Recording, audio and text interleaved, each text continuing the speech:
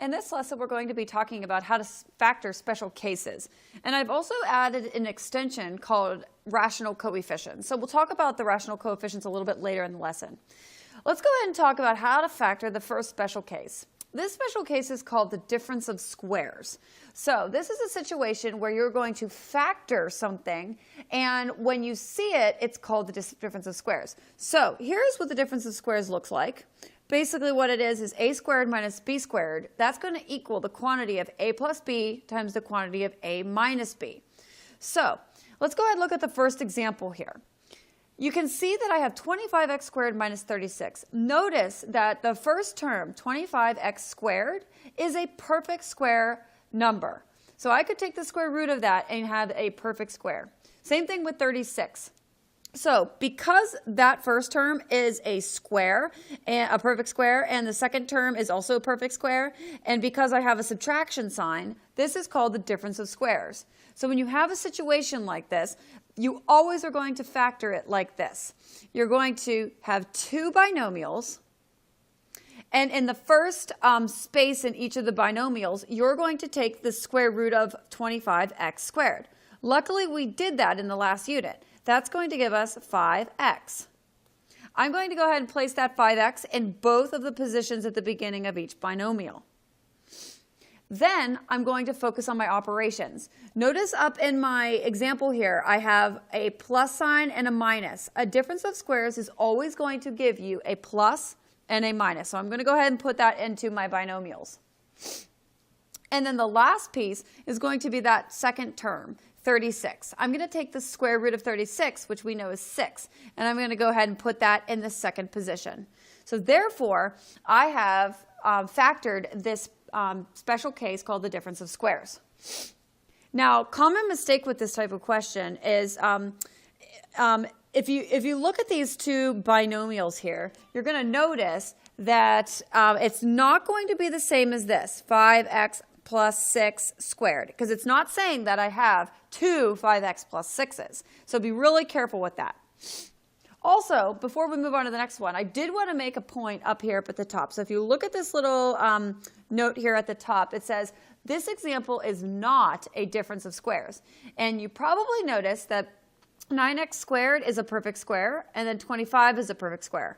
But it's a plus sign, and a plus sign is not a difference. So when you see something like this, this does not apply with the special case difference of squares. All right, let's try a couple more.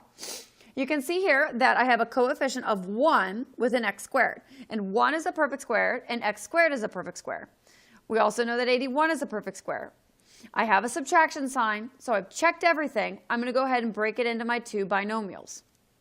I'm going to start by taking the perfect square of my first term and placing it in position. And then I'm going to go ahead and place my plus sign and minus sign. And then the square root of 81 is 9. So I'm going to go ahead and place that in. So these are my two factors of this special case. Okay, let's go ahead and take a look at a little bit of application of this difference of squares, because the difference of squares isn't always just going to be as point blank as these two examples. Let's take a look at this next one. All right, so if I look at this, I can see that this isn't necessarily the difference of squares, because 24 is not a perfect square and 54 is not a perfect square. And I don't even need to look at the variables. But I'm going to go back to the beginning of all of these different factoring techniques and start with the GCF. Can I pull out a GCF? And in this case, I can. I can pull out 6x. So I'm going to go ahead and do that. And I'm going to be left with 4x squared minus 9y squared. So it's kind of hidden, but we have a difference of squares. The center piece here is a difference of squares. I could take the square root of 4x squared, and I could take the square root of 9y squared. So I'm going to continue to factor this. I'm going to carry down my GCF, and I'm going to break down my 4x squared minus 9y squared into my two difference of square binomials. All right, the square root of 4x squared is going to give me a 2x, so I'm going to place that in its position. I'm going to have a plus, and I'm going to have a minus. And then the square root of 9y squared is going to leave me with 3y. So you can see from that original problem, it brought me all the way down here into these three pieces. And those three pieces are my factors. All right, let's try one more. This is a nice application problem. So 81x to the fourth minus 256y to the fourth. All right, so the numbers are obviously bigger, but these are perfect square factors. So I'm going to go ahead and I'm going to break it into two binomials. 81x to the fourth is going to simplify to 9x squared, right? From our last unit, we know that x to the fourth simplifies to x squared. So I'm going to go ahead and put that in both of those positions. It's a difference of squares, so I'm going to put an addition sign and a subtraction sign. And then 256y to the fourth, that's going to give me a perfect square factor of 16y squared. All right, this is a very unique problem because always at the end, I want to just kind of scan my eyes across the problem and ask myself, are there any other areas where I could factor? Are there any other special cases? And you might see here that I actually have another difference of squares, and sometimes that happens. So I'm going to go ahead and factor that difference of squares as well. I'm going to go ahead and leave my 9x squared plus 16y squared. That's my first term. I'm just going to leave him be because he's not a difference of squares. He's a sum. So now I'm going to go ahead and break down my second difference of squares. 9x squared, that's going to leave me with 3x on both of my binomials. I'm going to put a plus, I'm going to put a minus, and then my 16y squared, that's going to leave me with 4y. And at this point, I scan back over and I do not have another situation where I can factor out any GCFs or any special cases. So those three terms are my factors. Okay, so that was the first special case. So anytime you have a situation, you always need to be on high alert for that possibility to break it down further. Okay, feel free to pause the video at any point in time and just kind of digest this material. But I am going to go ahead in the video and move on to the second type of special case. So this is the special case called the perfect square trinomial. So this is a special case where it's only dealing with trinomials. And you can see there's these long formulas here that you don't need to memorize, but if you're a formula person, feel free to go and do so. What I like to focus on here today is these things on the side. I have step 1, step 2, and step 3. These are the steps that you're going to use to solve and factor a perfect square trinomial. So step 1, I want to first check if a squared, right, that's the coefficient in front of the first term. So if a is the first term in the, if a square is the first term a perfect square. So is that first term, is it a perfect square? The second thing I want to do is I want to check if C, is C the third term, is it a perfect square? Okay, and then the third thing I want to do is, if that is the case, if the first term and the third term are perfect squares, what I want to do is, it says, is the second term double the product of the square roots of the first and the third? So there's a little bit of technique here. So let's take a look at the first example. Let me walk you through this. So the first thing I have here is 4b squared. 4b squared is a perfect square. And if I were to take the square root of that, it would give me 2b. And 25, that's the c term. If I take the square root of that, that's going to give me 5. What I want to do is multiply those two together. So 2b times 5, that's going to give me 10b. Now, my question is 10b. If I were to double 10b, is that going to give me what's under, or the second term of my trinomial? Now, when I ask that, I do not consider the operation in front. I'm just considering what the term is, so 20b. And 10b times 2 is going to give us that 20b. So yes, it does. If it does, if all three of those things check out, then it's a perfect square trinomial. And what that means is you can automatically break it into two binomials. Your binomials would be that perfect square, those perfect square factors of 2b and 2b. And this time, I'm going to look at that operation here. And if it's a plus sign, which mine is, I'm going to put 2 plus signs here. If it was a minus sign, I would put 2 minus signs. And then I'm going to fill it in with my third factor of 5. And you can see with a perfect square trinomial, that's going to give me something that looks like this. 2b plus 5 squared, 2 of them. And I'm done. These right here are my factors. All right, let's try another one of those. All right, let's look at the next one here. So we're going to go ahead and we're going to look at our first term, and we're going to take the square root of it. So 6n. Then I'm going to take my last term, take the perfect square, which is 5, and I'm going to multiply them. That's going to give me 30n. Now, I'm going to take that 30n and I'm going to double it. If I multiply it by 2 and double it, that's going to give me 60n. Notice how 60n is the center number, not considering that negative in front of it. So because it's 60n, this is a perfect square trinomial. So I'm going to go ahead and break it into 6n. I'm going to look at this operation here, and I notice that it's a negative sign or a minus sign, so I'm going to say minus 5, and I'm going to square it. I can automatically, though, I don't need to go to this second step at all. I can go straight to my binomial squared. Alrighty, so the way that you actually recognize these type of trinomials is, well, you know what perfect squares look like at this point. So if the first and the last are perfect squares, you might be onto something. All right, let's try 2 more.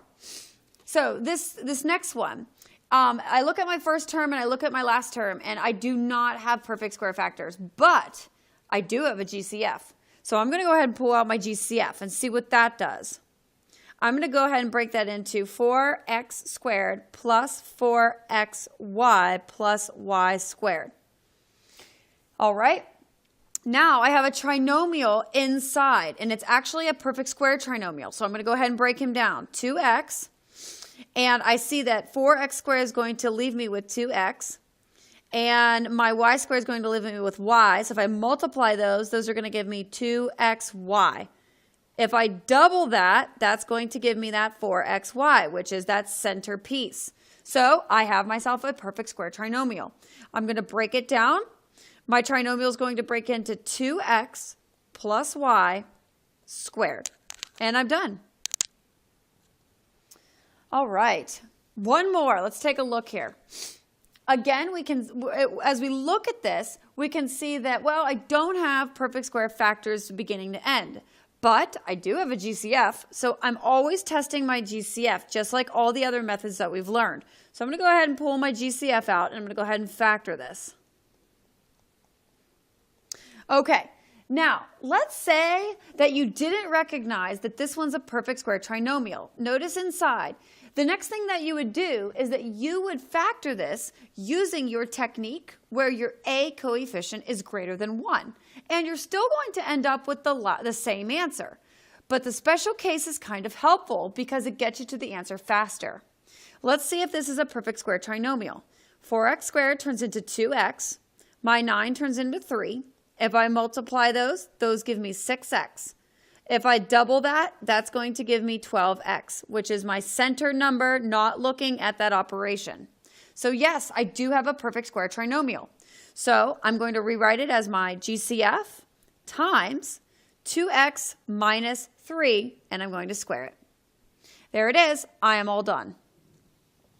Okay, so those are the 2 special cases that we are working with. So you're always going to want to be on high alert whenever you see these. Now I'm going to bump it up, and I'm going to teach you an extension topic, and I'm actually going to use these special cases within. So let's take a look at this guy. Oh, it looks kind of scary from the start, but don't worry, it's really not. So let's take a look at the first one. You might notice that 4 and 9, those numbers are perfect squares. Well, this is definitely going to be a difference of square. But I'm going to show you how to get rid of those fractions because they're kind of annoying to us. So here's what we're going to do. In order to eliminate those fractions, we need to make the denominators the same. So what I'm going to do is I am going to, just like I would any other fractions, if I want to make fractions the same, I need to make their denominators the same. So in doing that, I'm going to multiply the first fraction by 9, and I'm going to multiply the second fraction by 4. And I can do this because it's just an expression, and I'm just making the fractions equal. So let's go ahead and simplify this out.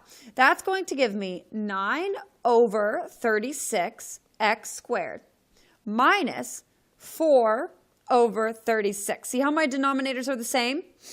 Because I did that, now what I can do is I can factor out a fraction.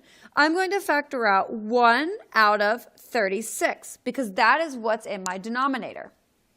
What's left over when I do that is going to be my numerators. 9x squared minus 4. You can see what happened here. Since we factored out that fraction, we now have that difference of square inside.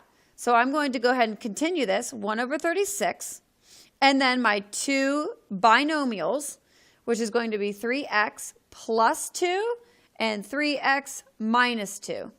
So what I did there was two things. I factored out the common factor that was a fraction to eliminate those fractions, and I used the difference of squares. So those are going to be my terms. Let's try another one. All right, the next one. I'm going to go ahead and I'm going to, I see that I need to get rid of the 4 over 25. So I'm going to multiply. Remember, this negative 1 is over a 1. So don't forget about that. I'm going to multiply this one by 25. And it's not the same rule where you multiply one side, you have to multiply the other. It doesn't work that way. So let's go ahead and do this. I have 4 over 25 x squared, and then I have minus 25 over 25. I'm going to go ahead and I'm going to pull out a 1 over 25, and I'll be left with 4x squared minus 25. I have a difference of squares, so 1 over 25, and then I have 2x plus 5 and 2x minus 5. And there are my factors. All right, let's try one more. This is a perfect square trinomial, but let's go ahead and get rid of the fraction first. I'm going to get rid of the fractions by multiplying the first fraction by 9, the second one by 12, and then the third one by 4 to give me that, that number underneath of 36. So here we go. I have 9 over 36x squared plus 12 over 36x plus 4 over 36. Perfect. I'm going to go ahead and pull out that 1 over 36. So here he is. I'm left with 9x squared plus 12x plus 4. All right, I have a perfect square trinomial, don't I? Because my 9x squared is going to leave me with 3x. 4 is going to leave me with 2. If I multiply them, that's going to leave me with 6x. And if I double it, it's going to give me that 12x inside. So my final answer is 1 over 36 times my binomial of 3x plus 2, and then 3x plus 2. But really, I could just write it like this. 3x plus 2 squared. So that's using special cases with this new idea of rational coefficients. Now I'm going to show you one more. Now we're just going to deal with some regular rational coefficients. So let's go ahead and work this. So here I have a trinomial and I have a fraction. And I don't want a fraction, so I need to get rid of it. So let's go ahead and do that same concept here. I'm going to go ahead and just remember these are all over 1. And I'm going to multiply both of them by 2 to give me that common denominator of 2. That's going to leave me with 1/2 x squared plus 8x over 2 plus 12 over 2. I'm going to pull out that 1/2 here. So I have 1/2 times x squared plus 8x plus 12. Now, at this point, you'll notice I don't have any special cases to work with, but I do have a trinomial with a coefficient of 1. So we know that we can simplify that by saying 1/2 is my GCF, and I can break it into x plus 2 and x plus 6. And I got those factors by doing my little x thing where I have my what multiplies to 12 and what adds up to 8. And those factors were going to be 2 and 6, so I just broke it down. So that is how you get that fraction out of the way. All right, let's take a look at 3 more here. So I've got this next one here, and you notice I don't have common denominators, so I'm going to go ahead and make myself some common denominators. So let's go ahead and write it down here. So I have 16 over 36x squared minus 1 over 36. So I'm going to go ahead and I'm going to pull out that 1 over 36 just to get them out of the way. That leaves me with 16x squared minus 1. Uh-oh, difference of squares. So I have 1 over 36, and then my binomial is going to be 4x plus 1 and 4x minus 1.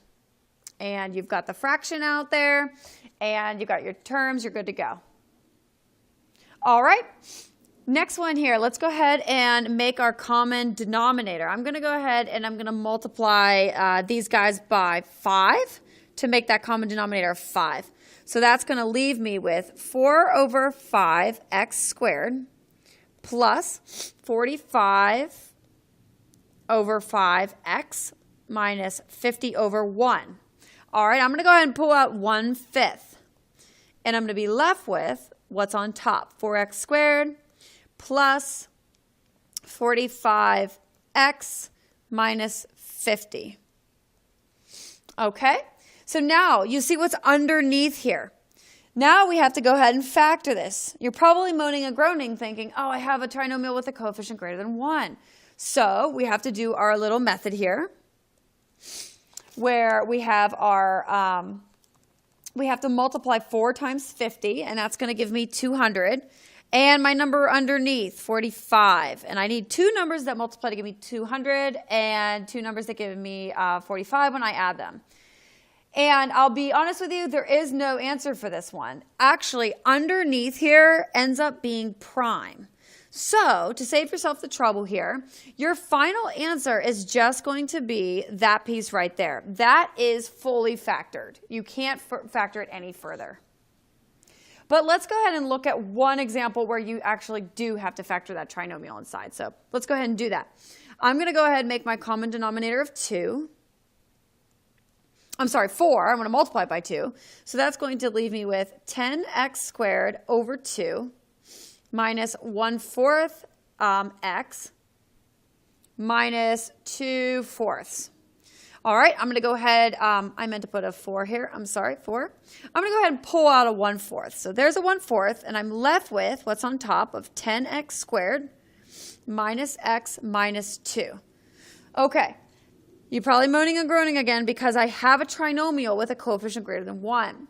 So I'm going to go ahead and break this down now. I need to say 10 times 2. That's going to give me 20. And then my middle number is negative 1. So you're probably thinking, these are kind of an easier factors to find. How about negative 5 and 4? So I'm going to go ahead and break that down. I have 1/4, and then I have my 10x squared minus 5x plus 4x minus 2. I'm going to go ahead and group it up. And I have 1/4 bracket 5x. And then I'm going to factor out the GCF there. And I'm going to pull out the GCF in the second one. You should probably be getting really good at this. Oh, I'm sorry, that's a minus sign there. All right, and there I have my factors. I've got 1/4. I've got 2x minus 1, that's my repeated factor, and my what's left over, 5x plus 2. I kind of rescan it and I see, oh, I don't have anything else to simplify, so those are going to be my factors. So anytime you have those fractions, you want to get rid of them so that you just have nice numbers with a fraction out front. Okay, so I know that was a little bit of a longer lesson, but go ahead and try your homework assignment on this and see what you can come up with.